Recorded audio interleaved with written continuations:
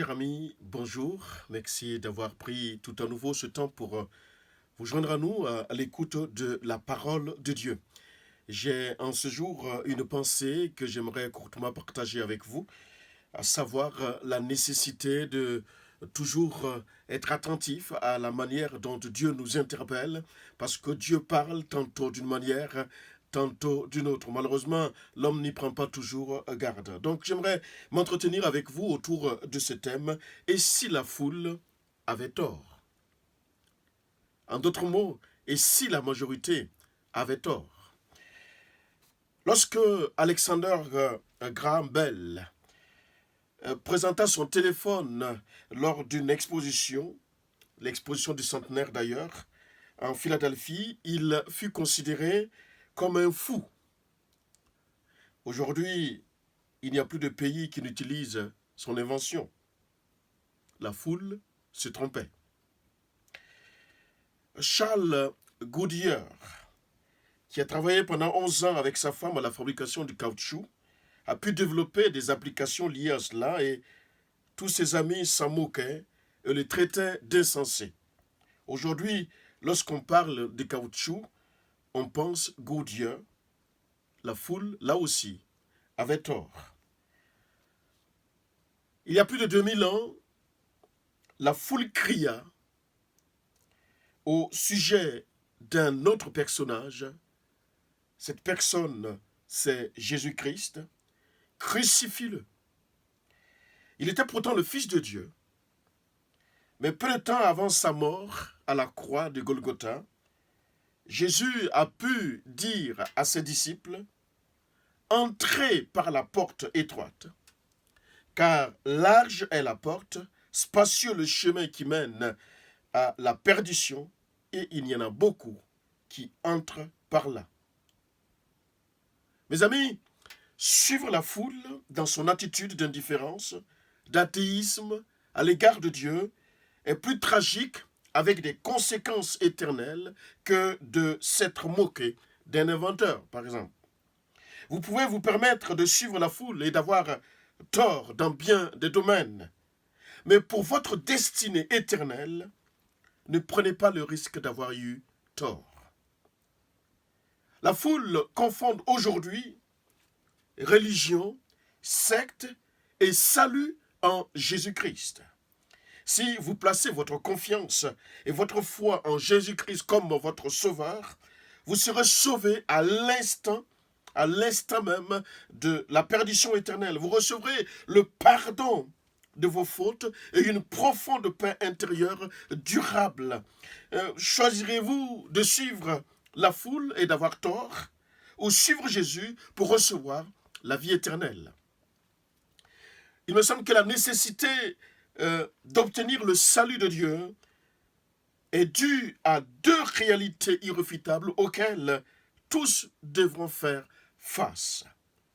La première, c'est la réalité du péché de l'homme, le manquement de l'homme, la désobéissance de l'homme. L'homme vient au monde avec une nature déchue. Par conséquent, chacun est pécheur de sa naissance. Au cours de sa vie, cette nature pécheresse se manifeste, le plus souvent avec notre assentiment, par de mauvaises pensées, paroles et actions, par inimitié envers Dieu. Et là-dessus, la Bible jette une vive clarté à ce sujet.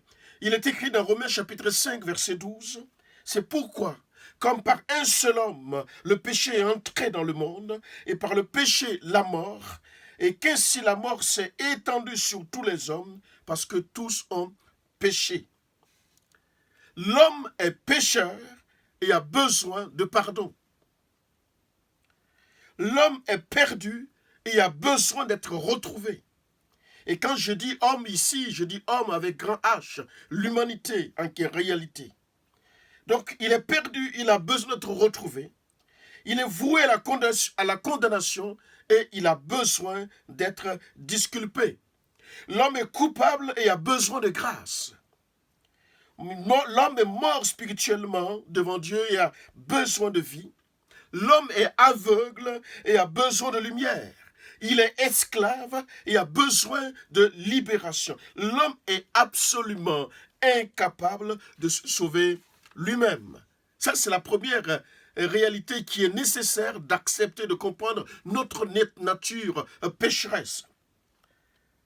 La deuxième réalité, c'est celle de la justice de Dieu. Puisque Dieu est saint, il doit punir le péché. Il ne peut tenir le coupable pour innocent, d'après la parole de Dieu. L'homme est pécheur et que Dieu est absolument juste. L'homme se trouve dans la nécessité d'être délivré, sauvé du châtiment qui l'attend à cause de son péché.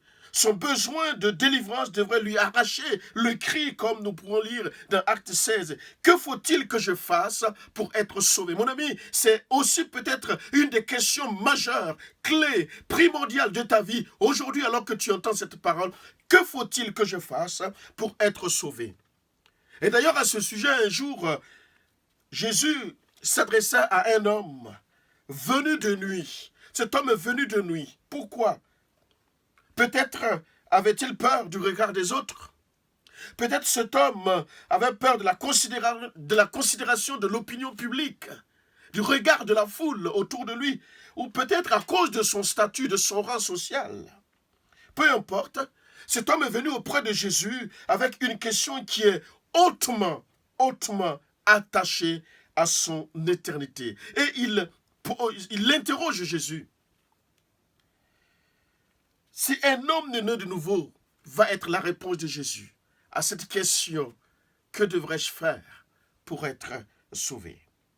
Si un homme n'est né de nouveau, il ne peut voir le royaume de Dieu. Ce fut la réponse de Jésus. Cet homme qui répondait au nom de Nicodème demanda à Jésus, comment un homme peut-il naître quand il est déjà vieux?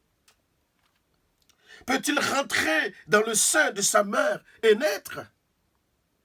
À sa question, ça sous-entend la maturité de cet homme, la responsabilité de cet homme, que ce soit sociétal, familial ou même personnel. C'est un homme mature, arrivé à un âge mûr. Il ne parle pas pour parler, il avait sûrement une question. Et d'ailleurs, Nicodème est un homme de la loi, un érudit, et quelqu'un qui a lu et étudié la loi au point d'en être un spécialiste, un enseignant.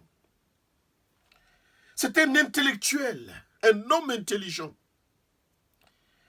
Et pourtant, face à la déclaration de Jésus, Nicodème est dépassé. Comment un homme peut-il naître quand il est déjà vieux?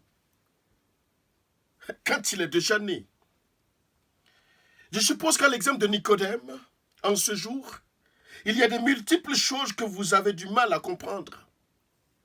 Malgré tout votre savoir, votre instruction, votre bagage, qui peut être un bagage sportif, un bagage intellectuel, un bagage professionnel, je ne sais quoi. La Bible dit que la prédication de la croix est une folie pour ceux qui périssent. Il est effectivement, bien sûr, difficile de saisir le sens des choses de Dieu quand on n'a pas l'esprit de Dieu.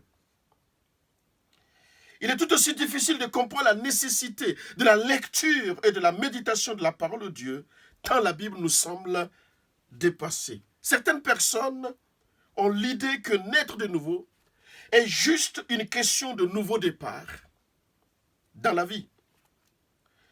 Juste un changement de métier, de lieu d'habitation, de style vestimentaire, de culture ou encore de religion.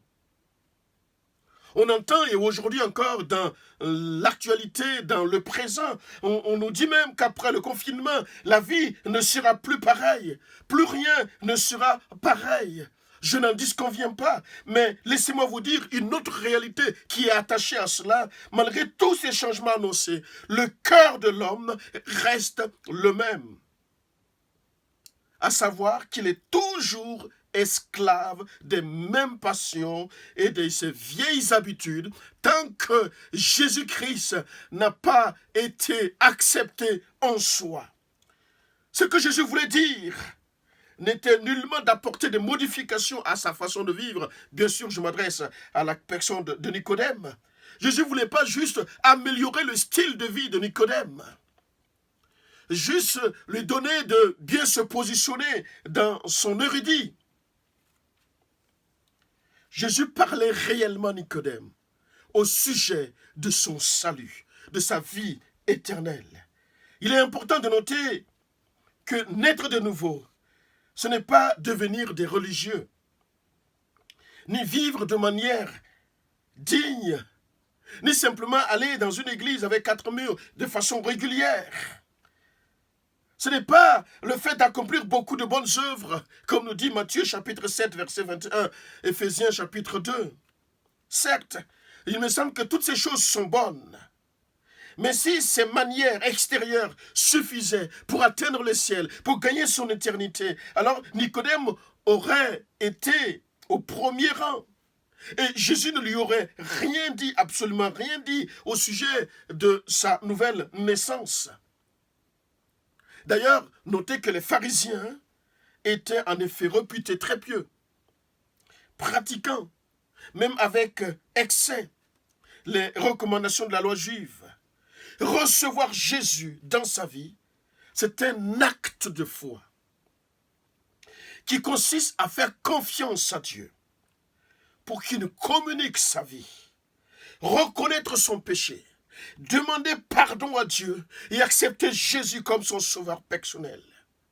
Croyez qu'il vous a pardonné. Sa paix viendra sur vous. Jésus est le sauveur.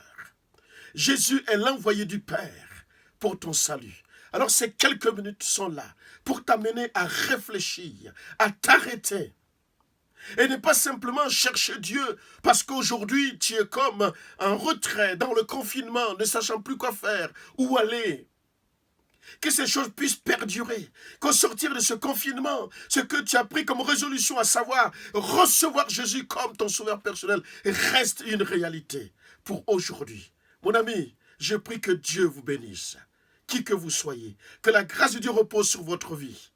Et merci de ne pas toujours suivre simplement une foule, mais de comprendre où vous posez les pieds et à qui vous faites confiance au sujet de votre éternité. Que Dieu vous bénisse. À la prochaine.